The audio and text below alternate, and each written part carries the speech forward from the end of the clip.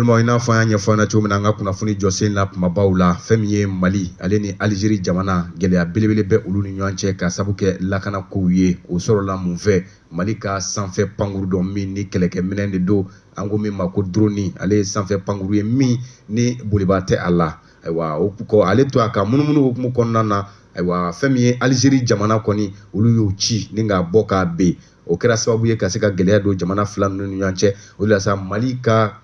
lakana tigilamaw olu kɔni bɔra ka bataki kɛ ka taa se Mali ɲɛmaw yɛrɛ ma ni min kɛlen filɛ Algérie jamana fɛ u y'a sɛbɛkɔrɔ kɔn k'a yira k'a fɔ nin waleya min kɛra a ma diya u ye wa Algérie a ye sariya sɔsɔ o kɛra cogo min na fɛn min AES jamana ni o ye cɛncɛnfuga jamana saba faralen ɲɔgɔn kan Mali Niger ka taa se Burkina Faso ma olu bɛɛ lajɛlen fɛnɛ ye ayiwa nin ko kelen ka tila k'a kɔn o de la ministre min bɛ yen n'ale ka baara ɲɛsinnen bɛ jamana lakana koɲɛw ma ni o ye Daoud Ali Mohamedine ye ale bɔra ka bataki kalan jamana ɲɛmaw ani jamanaden bɛɛ lajɛlen tɔgɔ la k'a ka dusumangoya yira min bɔra o ko kɔnɔ an ka jɛ ka ministre ka walawalalikanw lamɛn. An ka kɛlɛkɛminɛn dɔ bɛ yen n'a bɛ f'o ma ko drone ayiwa i b'a dɔn depuis a bɛ san caman bɔ an bɛ juguw kɛlɛli la ayiwa sisan an y'a jateminɛ k'a fɔ an jugu ninnu ka concentration bɛ yɔrɔ caman nka a jugumanba yɔrɔ bɛ an ka Tinzawatène mara la donc an ka drone ninnu bɛ baara la o secteur la a bɛ ka juguw ɲini a yɛrɛ tun ye juguw ye a ye jugu dɔw sigilen yɔrɔ dɔw la a tun kan ka baara k'olu kan an nana bɔ min kalama drone in balila ka tunu an ma se ka comme a bɛ fɔ cogoya min na liaison nana tunu an sigilen b'o la an teri Algériens n'o y'an kɛrɛfɛ dugu ye olu ka ministère de la défense n'a ka communiqué dɔ kɛ ko olu ye drone dɔ jigin olu ka territoire la ko drone kun donna olu ka territoire la ni kilomètre 2 ye n'i y'a jateminɛ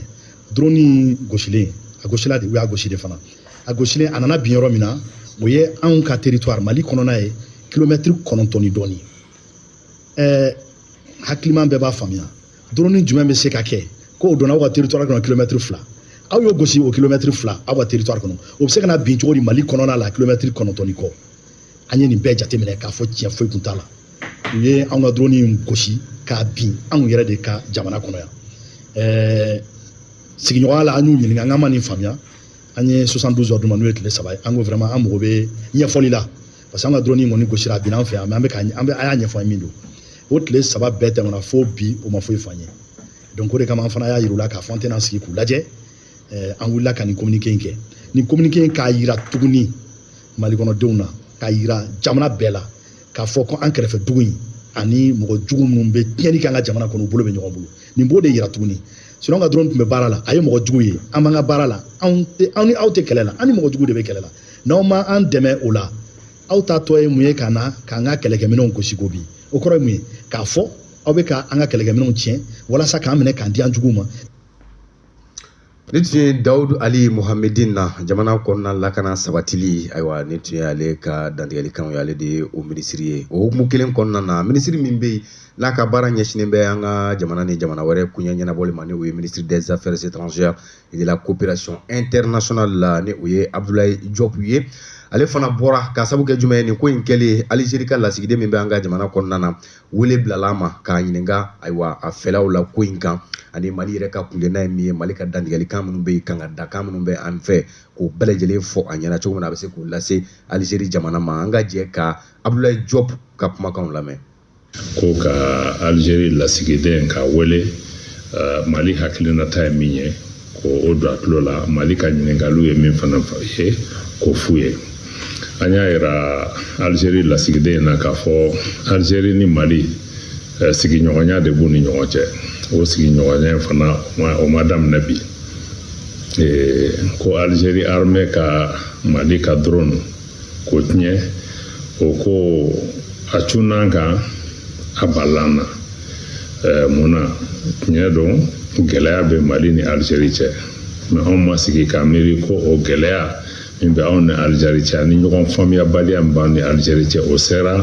fo k'a fɔ ko Algérie b'a miiri k'a fɔ k'olu ni an ka jamana bɛ guerre de la parce que an ko n'o hakilinata t'olu la a tɛ se ka faamuya ko hali ni anw ka panfɛn kun donna olu fɛ yen de an ɲɛ t'a la raison min bɛ se ka k'olu bolo ka tiɲɛ surtout que an ka panfɛn an ka fini donnaw ye min fɔ an ye an ma bɔ an ka jamana kɔnɔ panfɛn nin tun bɛ ka pan drone ni an yɛrɛ ka jamana kɔnɔ jatigɛwale mɔgɔw olu de tun bɛ ɲɔgɔn ɲɛ na avion nin tun bɛ taa k'olu de gérer ka opération dɔ mɛnɛ olu contrôle la donc Algérie ka opération nin nana k'o ko de ka banamini o ko ni ɲɔgɔn cɛ donc an bolo faamuyali t'a la parce que nin ko la Algérie nana bi an kan de parce que an yɛrɛ an b'an ka jamana kɔnɔ an bɛ ka opération kɛ an ka jamana kɔnɔ an bɛ ka jatigɛwale mɔgɔw kɛlɛ an ka jamana kɔnɔ anw ka faamuyali kun ye k'a fɔ Algérie ni Mali anw bɛɛ tun bɛ kɛlɛ kelen de la ka jatigɛwale mɔgɔ ninnu kɛlɛ mais nin ko nin kɛlen y'a jira k'a fɔ an tɛ hakilina kelen na. Wa ni tun ye an balimakɛ Abdulaye Diop ye ni ale minisiri ye min ka baara ɲɛsinnen bɛ an ka jamana ni jamana wɛrɛ koɲɛ ɲɛnabɔ koɲɛw ma o hukumu kelen kɔnɔna na ayiwa Mali ani Algérie ni ɲɔgɔn cɛ gɛlɛya malidenw yɛrɛ ma sigi ka u bolo da u sen kan sabula u bɔra ka taama kɛ u ka dusumangoyaw k'o yira yɔrɔ caman na o dɔ kɛra Kati o kɛra Kita o kɛra Bamako yan fana kɛrɛnkɛrɛn na Algérie ka lasigidenso min bɛ yan nɔ o da la kɔni maaw bɔra ka caya ka t'o yɔrɔ minɛ k'a fa da ye u ka dusumangoyakanw ka se k'o yira kunnafonidila tun bɛ o la jamanaden gansan wɛrɛw tun bɛ o la ani maa caman caman wɛrɛ ko min tɛmɛna o kɛnɛ kan u ye min fɔ an ka jɛ k'o dɔ fana lamɛn. An ka duruna jigini minɛ min ye Mali ka dugujukɔrɔ nafolo de y'a don mais a kɛra Ala ɲɛna an b'a ɲini Ala fɛ Ala yɛrɛ k'a ka kiri tigɛ ka sɔrɔ an ma wuli fɔlɔ yɛrɛ fanga min bɛ Algérie la bi minɛ min b'a bolo k'a b'i jigi da k'a bɛ Mali kɛlɛ Mali ka dugujukɔrɔ nafolo de don ne tɛ tulonkɛ la dɛ ne bɛ tiɲɛ de la ne tɛ tulonkɛ la dɛ kana to n ka kasi quoi kana to n ka kasi an bɔkun ye mun ye Algérie ye mun kan na an ka jamanadenw bɛɛ bɔra o hukumu de kɔnɔna la an ka drone min n'a jiginna Algérie fɛ Algérie ka janfantiya a n'a ka besɔngɔniya ɲangoya asiri kisɛ bila o de kosɔn an malidenw association président n'o ye APP ne bɔra an tɛ se ka to kɔnɔ ni ma bɔ parce que an bɛ yɔrɔ min na bi nin ye Mali ko de bi militairement Mali de ye Algérie dɛmɛ u ka kɛ u k'u yɛrɛ place ta o de Mali ta Algérie ma Mali dɛmɛ dɛ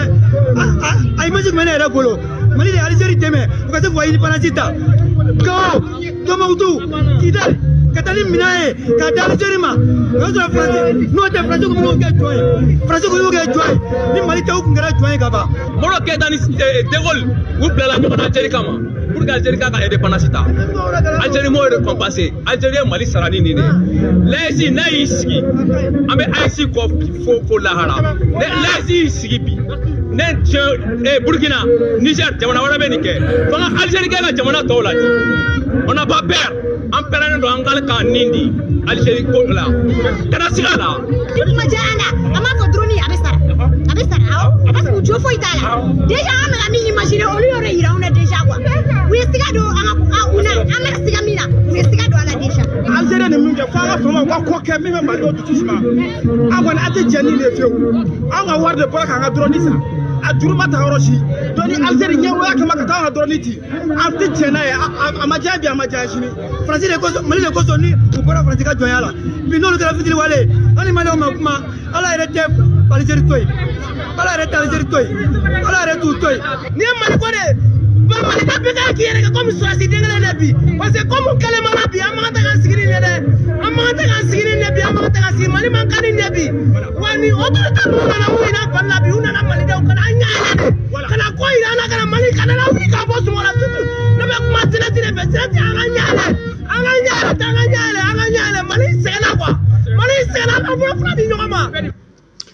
Ayiwa maa minnu bɔra ka taa Algérie lasigidenso da la n'o ye ambasade ye ka t'u ka nisɔngoyakanw yira o de ye nin ye taamaden ninnu i n'a fɔ n y'a fɔ cogo min na o bɛ ka min laɲini o de ye Algérie ka se ka Mali bonya a bɛ ka nin dansogo wale minnu kɛ a bɛ se k'o bɛɛ jɔ cogo min na balima o hukumu kelen kɔnɔna na halisa ayiwa Mali ka lasigiden min bɛ yen n'ale bɛ diɲɛ seleke naani tɔnba ni o ye Nations Unies ye Conseil de sécurité ayiwa Mali tun ye damakasi sɛbɛn min doli ko fɔ o lettre kɔni a sera ayiwa kabi kunun an ye kunnafoniw sɔrɔ lettre in a bilala sigikɛ mɛn n'a ye k'a fɔ don n'a nataw la ayiwa jaabi jɔnjɔn bɛna sɔrɔ a la lettre in kɔnɔna na Mali bɛ ka min fɔ a kɔnɔna na o de ye k'a fɔ an ka jamana maa ɲɛmaaw yɛrɛ bɔra ka communiqué min kɛ min ma bɛn u ma Algérie ka kɛwale na u y'o fɔ wa u bɛ k'a ɲini fana diɲɛ seleke naani tɔnba min bɛ yen ni a kɛrɛnkɛrɛnna jɛkulu min bɛ yen n'o sigilen bɛ a lakana koɲɛw la ni o ye conseil de sécurité u ka se ka lettre in k'a ta ba la ayiwa Mali kɛmɛ ka fɛn min fɔ a kɔnɔ k'a ta sɛgɛsɛgɛli ka kɛ a ko ma kɛ ka bila da min na u ka se ka fɔ diɲɛmaa bɛɛ lajɛlen na don n'a nataw la. Walima halisa an bɛ to kunnafoni kɔnɔ dɔgɔkun in na koba dɔ fana kɛra ayiwa délégation spéciale min bɛ Bamakɔ mairie ale ko fɔ jɛkuluba min bɛ yen ka se ka mairie ka baaraw k'u bɛɛ lajɛlen lakile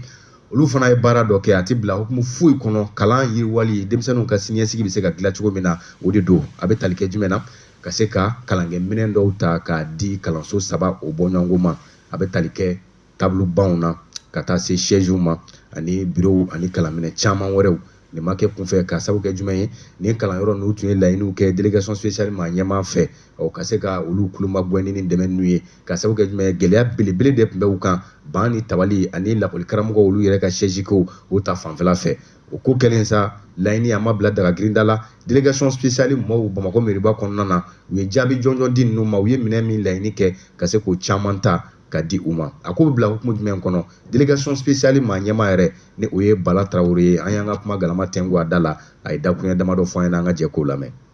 K'a fɔ gouvernement y'a jira k'a fɔ a ka pouvoir dɔw bɛ yen a b'o transférer collectivité territoriale ma mairie district y'o dɔ ye kalan sira la donc lycée ni enseignement secondaire général olu bilara district ka bolo kan a kan k'u ka ko ɲɛnabɔ k'u ka musakaw ta o de kama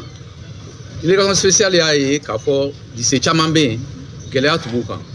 gɛlɛya bɛ taa yɔrɔ caman na sigilan tɛ ekɔlidenw bolo ekɔlidenw bɛ jɔ kilasi dɔw kɔnɔ dɔw bɛ sigi o kɔfɛ ekɔli karamɔgɔw yɛrɛ hali u b'u sigiyɔrɔ min k'u ka baara kɛ k'u ka devoirs préparer sigilan t'u bolo u sera an ma u yɛrɛ ma kasi u y'a ɲɛfɔ an ye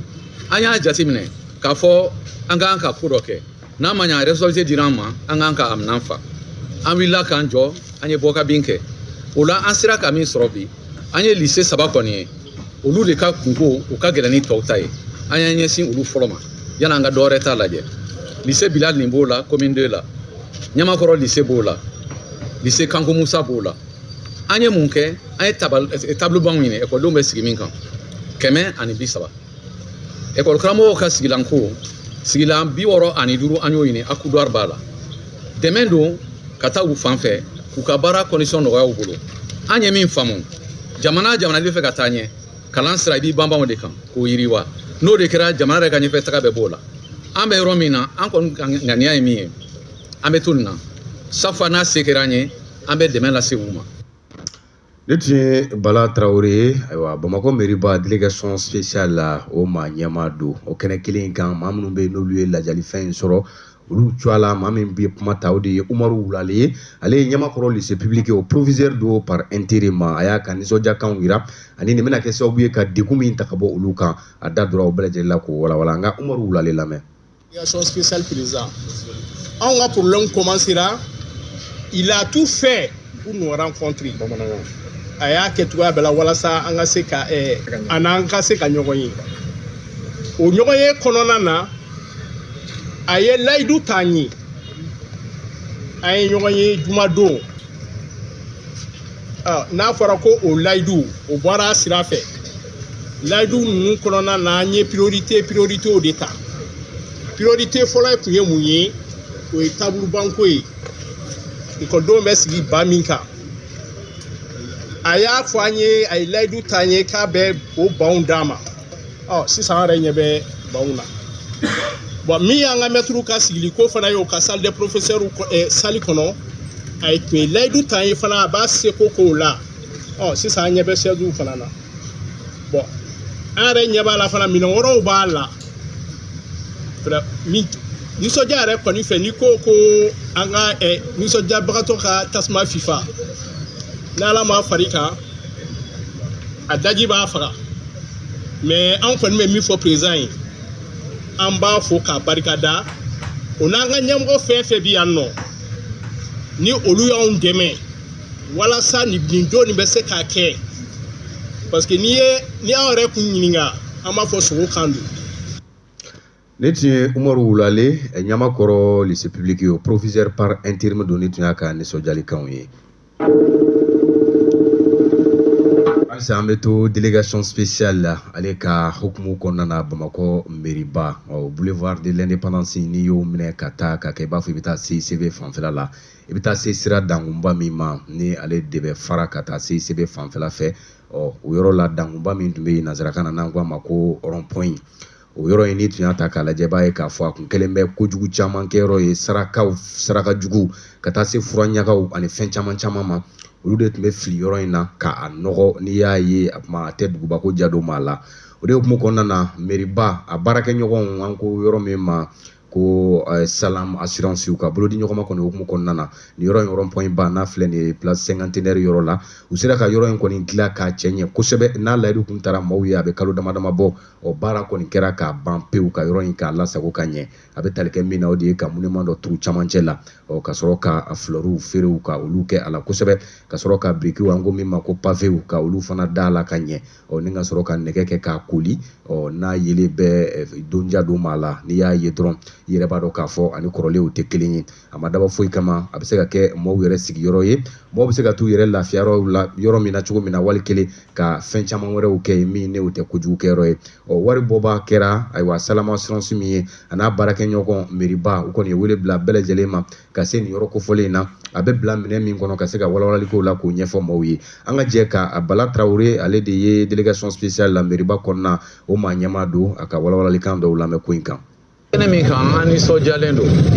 b'a dɔn ni jama hakili b'a la décembre kalo tile 9 an ye ɲɔgɔn sɔrɔ nin yɔrɔ kelen na yan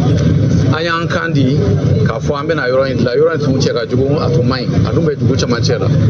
mɔgɔ de sɔrɔla maliyɛn dɔ ni Salam assurance don olu ko a ye baara min kɛ an y'a ye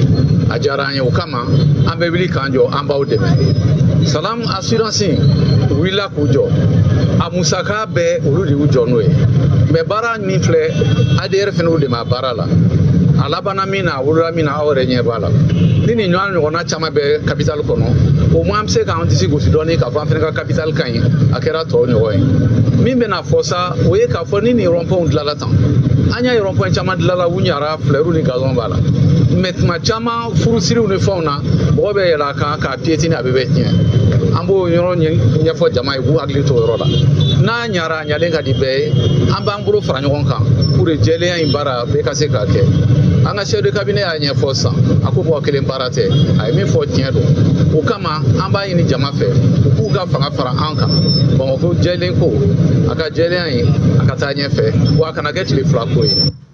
Wa ni tun ye Bala Traoré ale mankan ye délégation spéciale Bamakɔ mairie-ba kɔnɔ o maa ɲɛmaa don o tɛmɛnen kɔ ka bɔ yen ayiwa ni maa minnu jɛra ka baara in kɛ ɲɔgɔn fɛ n'olu kɛra a musaka bɔbagaw ye o maa ɲɛmaa fana monsieur Bikiri Magangile ni ale ye directeur général ye Salam assurance la a fana ye ɲɛfɔli k'an ye minnu y'u bila nin baara in na a bɛna kɛ sababu ye ka nafa jumɛn de ɲɛ a y'i da don o la ka walawali kɛ o la an ka jɛ k'a ka kumakan dɔw lamɛn. Ni nisɔndiyalen don ka da kan décembre kalo tile 9 anw ye ɲɔgɔn sɔrɔ yan nɔ an ye layidu dɔ ta an ye président de la délégation spéciale k'an bɛ dɛmɛ don pour que ka rond point 2 dilan ala ye a fanga d'an ma ala ye si d'an ma ka don fɛnɛ kɔnɔ an ka o kɛ bi an b'a fɔ alhamdulilayi baara ɲana minnu y'an dɛmɛ baara la n'o ye ADR ye an bɛ foli k'u ye ɲalo cɛ an bɛ président yɛrɛ fɔ a ka yeli la a n'a ka collaboration na bi baara in kun cɛra vraiment ni mɔgɔ min yɛrɛ ye monument in ye bi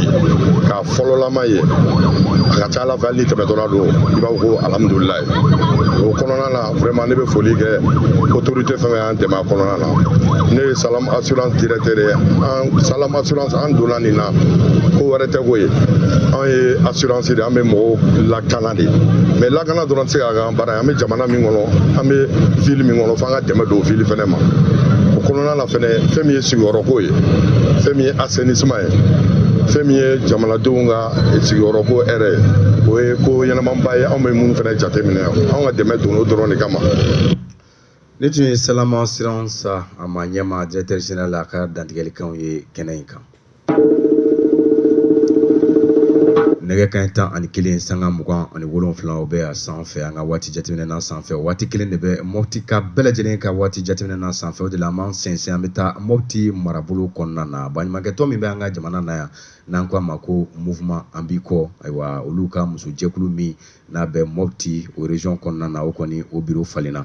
a bɛɛ lajɛlen bɛ bila maa min ka ɲɛmaaya kɔnɔ o de ye Fatumata Ɲani Batuli ye ni ale de ye mouvement an b'i kɔ maa ɲɛmaaba yɛrɛ ye o la sa ayiwa mouvement min n'a bɛ Moptikaw fɛ yen mouvement politique et citoyen na an b'i kɔ olu kɔni ye u ka bureau falenni kɛ musojɛkulu bureau de ko don ka bɛn ni alamisa ye min bɛnna avril kalo tile 10 ma san 2025 ka se ka bureau in ka yɛlɛma kura ye o la sa a baara bɛɛ lajɛlen kɛra yɔrɔ min na o de ye u ka coordination régionale min bɛ Mopti a kɛra yen nɔ ni responsable caman tun bɛ kɛnɛ kan n'o bɛ tali kɛ Mopti maa ɲɛmaaw la olu caman tun bɛ yen ka taa se maa caman wɛrɛ ma minnu bɔra fan wɛrɛw fɛ ka t'u se don ko in na n'u y'a jira k'a fɔ ayiwa nin bureau in a falenni a tɛ bila foyi kɔnɔ ayiwa mouvement yɛrɛ ka baara sariya ye min ye o dɔ lakilenni ani ni kura caman ka se ka fiyɛ u ka baaraw taabolo la a bɛ bila o minɛ de kɔnɔ fɛn min kɔni ye ayiwa a présidente yɛrɛ ye ni o ye mouvement an b'i kɔ ye a maa ɲɛmaaba a ka nisɔndiyaw yɛrɛ la kosɛbɛ ka kɛɲɛ ni nin baara in kɛli ye Moptikaw fɛ yen ka tila ka wele bila u ma ka dusu don u la halisa u ka cɛsiri kɛ cogo min na u bɛ ka baara fɛn fɛn kɛ a bɛɛ lajɛlen bɛ se ka kɛ a musow ka yiriwali ani u ka dɔnni o hukumu o kɔnɔna na nin bureau kura in kɔni n'i y'a ta k'a lajɛ musow caman bɛ a kɔnɔ muso minnu bɛ yen n'u lafaamuyalen don kosɛbɛ ka taa se sifinw fana ma olu caman fana b'a kɔnɔ o bɛɛ lajɛlen kɔni y'u kandi k'a fɔ u n'u cɛsiri k'u jija ka baara kɛ ni dusu ani hakili ye cogo min na gɛlɛyaba minnu bɛ yen ayiwa dugu yɛrɛ o ka yiriwabaliya kama o gɛlɛya ninnu ka se k'olu bɛɛ cɛ ka bɔ yen ani musow fana bɛ se ka se u yɛrɛ kɔrɔ cogo min na ka baaraw kɛ u yɛrɛ ye n'an ko a ma ko autonomisation des femmes o fana bɛ se ka don ba la ani cɛfɔ ni kanbɛn ni o ye cohésion sociale ye o fana bɛ se ka sabati Mopti dugudenw olu bɛɛ lajɛlen ni ɲɔgɔn cɛ an bɛ to kunnafoni kɔnɔ halisa an bɛ taa dɔgɔtɔrɔw olu ka bunakun kan jɔkun in daminɛ na fɛn min ye dɔgɔtɔrɔw ye olu fana ye lajɛ dɔ kɛ kɛrɛnkɛrɛn na u ka syndicat min bɛ yen ayiwa lajɛ in kun tɛ dɔwɛrɛ ye ka se ka u hakilina dɔ fɔ lafasali jɛkulu min bɛ yen ayiwa ka u ka haju dɔw min n'u tun y'o ɲɛfɔ jamana ma ɲɛmaaw ye kabi waati jan nka ni o dɔw bɛ yen n'olu ma se ka lakile halisa ka maaw kunnafoni ka kɛ ni u ye ani ka wele bila jamana ma ɲɛmaaw ma u bɛ se k'u tulo magɛn ka cɛsiri bɛɛ lajɛlen kɛ o laɲini ninnu bɛ se ka kɛ fɛn dafata ye o dɔ bɛ tali kɛ jumɛn na u ka baarakɛla dɔw bɛ yen k'olu bila hakɛ dɔw kɔnɔ o b'a la ani fɛn caman caman wɛrɛ professeur Amadu Mayiga ale kumana kɛnɛ in kan syndicat maa don a ye dakuɲɛ damadɔ fɔ an ɲɛna an ka jɛ k'a lamɛn. Comité syndical, syndicat national de la santé, de l'action sociale, de la promotion de la famille. Ayiwa aw ka lafasatɔn sɔgɔmaden na aw ye kunnafonidilaw ɲini ka barolasigi kɛ n'u ye a kun ye jumɛn a kunba ye ka an badenw maliyɛnw minnu bɛ Mali kɔnɔ ani minnu bɛ Mali kɔ kan k'u ladɔnniya ka kɛɲɛ ni an ka laɲiniw ye laɲini minnu don o laɲiniw bɛ sen na depuis tuma jan ani ka kɛɲɛ ni an ka lafasatɔnba ye n'o ye UNTM ye o ye pacte de stabilité et de croissance ani gouvernement ani patronat an jɛra ka tɛgɛ nɔ bila o kan k'a jira k'a fɔ ko laɲini fɛn o fɛn tun bɛ yen ni bɛn kun kɛra kan anw ni gouvernement cɛ anw ni patronat cɛ o laɲiniw bɛɛ bɛ labɔ a sira fɛ mais o bɛ kɛ sigikafɔ kɔnɔ k'a sɔrɔ a ma kɛ ni baarabila ye nka anw y'a kɔlɔsi depuis tɛgɛnɔ bilala gafe la fɔ an bɛ don min na ko bi a laɲini caman de bɛ yen da ma magaw la baara ma kɛ u kan u tɛ ka kɛ o b'a jira k'a fɔ syndicat bɛ k'a ka kɛta kɛ nka patronat ani gouvernement u kan ka min kɛ o tɛ ka kɛ o de kosɔn an ye aw wele bi sɔgɔma in na walisa ka maliyɛnw cɛman ni musoman ka a bɛɛ ladɔnniya kamasɔrɔ anw ka laɲini baarakɛlaw bɛ yen minnu tun bɛ dɔgɔtɔrɔsow ka bolo kan.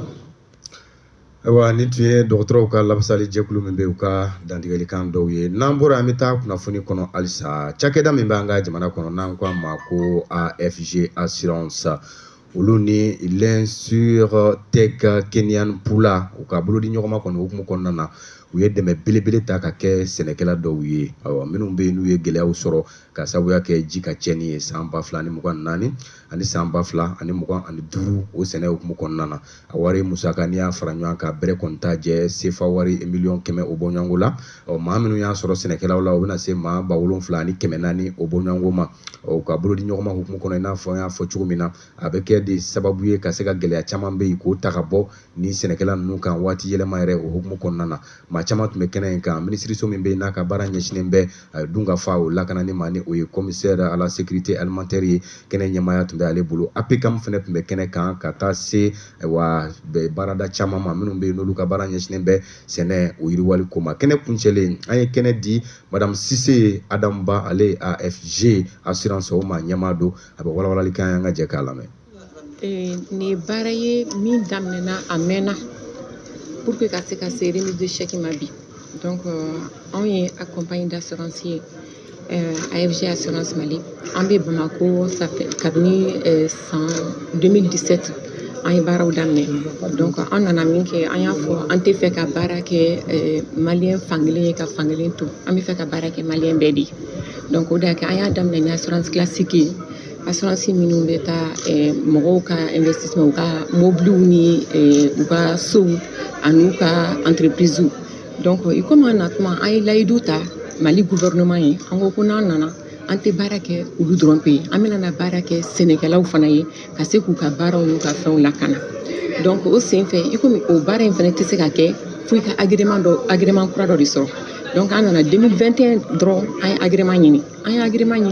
an y'a essayé ka nin baara in daminɛ an seginna an kɔ parce que an y'a faamuya k'a fɔ baara in tɛ se ka kɛ ni fɛn dɔw ma bila sen kan. O de y'a kɛ an taara Pula ɲini Pula nana Pula ye a tɔgɔ ale bɛ baara kɛ assurance agricole ni a solution technique b'a bolo a ladɔnniyaw b'a bolo a mécanisme b'a bolo pour que ka se ka assurance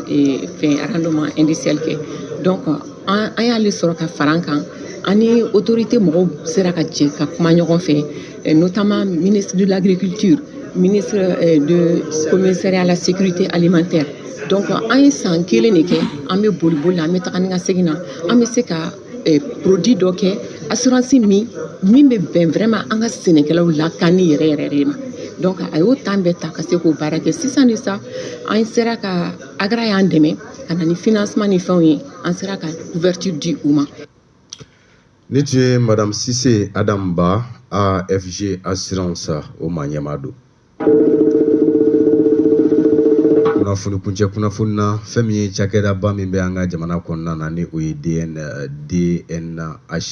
n'ale ka baara ɲɛsinnen tɛ foyi ma CNDH a bɛ hakɛ to n'ale ka baara ɲɛsinnen bɛ bunahadamadenya hakɛw tɔpɔtɔli o koɲɛw ma ka kɛ n'olu ka baara kuncɛ ye sa fɛn min ye lajɛ kɔni kɛra n'an ka kiiri minisiri yɛrɛ tun bɛ a kɛnɛ kan a kɛra sababu ye ka maa caman fara ɲɔgɔn kan jamana kɔnɔna na kɛrɛnkɛrɛnnenya maa minnu bɛ yen n'u hakili bɛ kiiriko kuɲɛw la ni an ka kiiri minisiri kɛnɛ ɲɛmaaya tun bɛ ale bolo n'o ye Mamudu Kasugu ye a kɛnɛ ka kɛra sababu ye ayiwa CNDH u ka nin kɛnɛ kuncɛlen minisiri ka se k'i da don a la k'a fɔ ayiwa bunahadamadenya hakɛw tɔpɔtɔli a bɛ lahala jumɛn na an ka jamana kɔnɔna na ayiwa anw ka jamana ani jamana wɛrɛ ta danfara jumɛn bɛ se ka ye u ni ɲɔgɔn cɛ k'i da don la k'o yɔrɔ la an ka jɛ ka Mamudu Kasugu lamɛn minisiri don min ka baara ɲɛsin bɛ kiiriko ma. Kunun an tun bɛ nin salle kelen in kɔnɔ ka CNDH équipe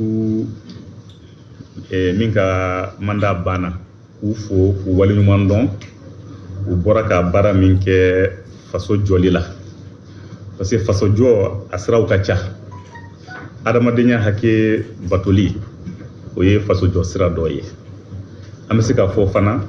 ni adamadenya hakɛw tɛ bato yɔrɔ o yɔrɔ ɲɛtaga tɛ donc yiriwa tɛ